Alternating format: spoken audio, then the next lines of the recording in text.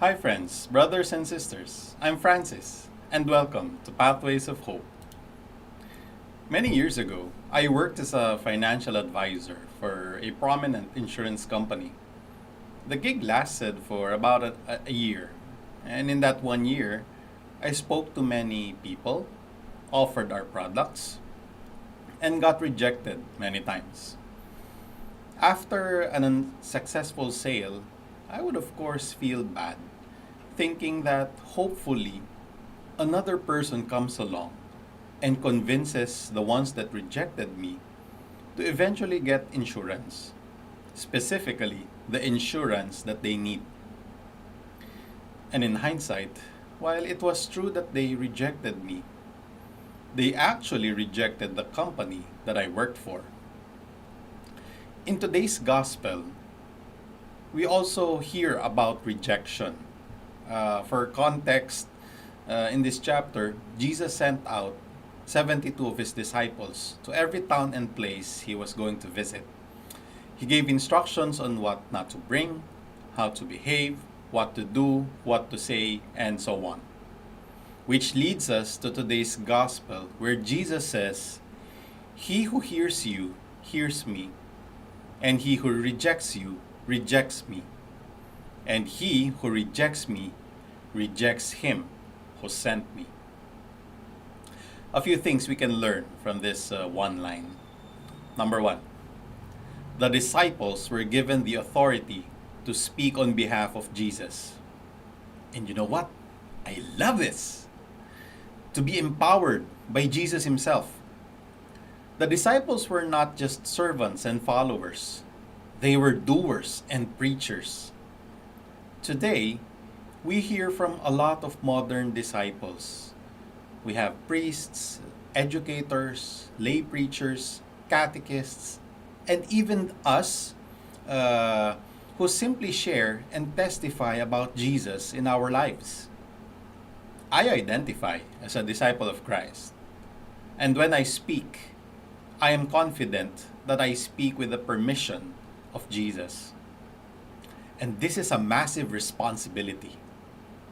To my fellow preachers, not just here in Pathways of Hope, but to everyone who speaks about Jesus, know that we were given an awesome responsibility. And to those who hear us, have faith that the words we speak are from Jesus himself, and believe.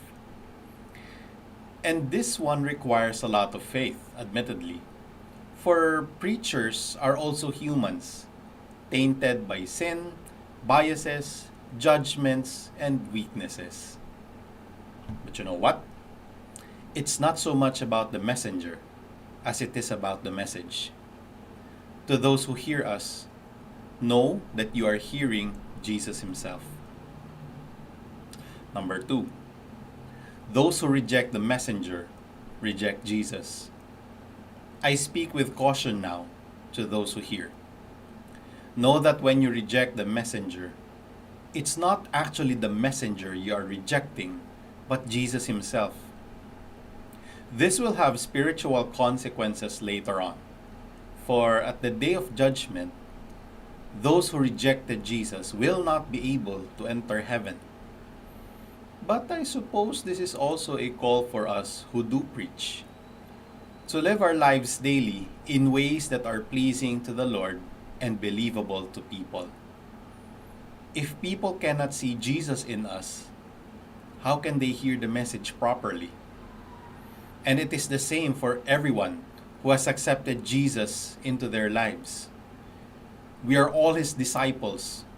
So when we talk about Jesus, we also have to be believable to the people around us.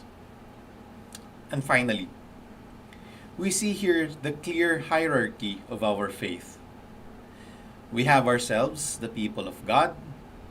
Above us is Christ, and above him, God the Father.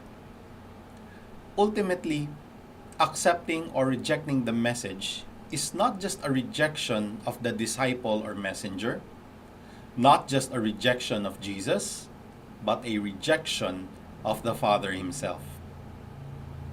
And at the end of time, Jesus will choose who enters heaven, but God owns heaven.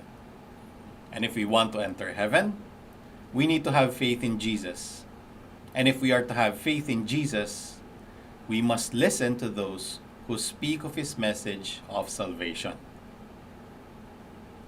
If you have been blessed by this short reflection, please like and share Pathways of Hope to your friends and loved ones. Again, my name is Francis Ortega. Thank you, and have a great day.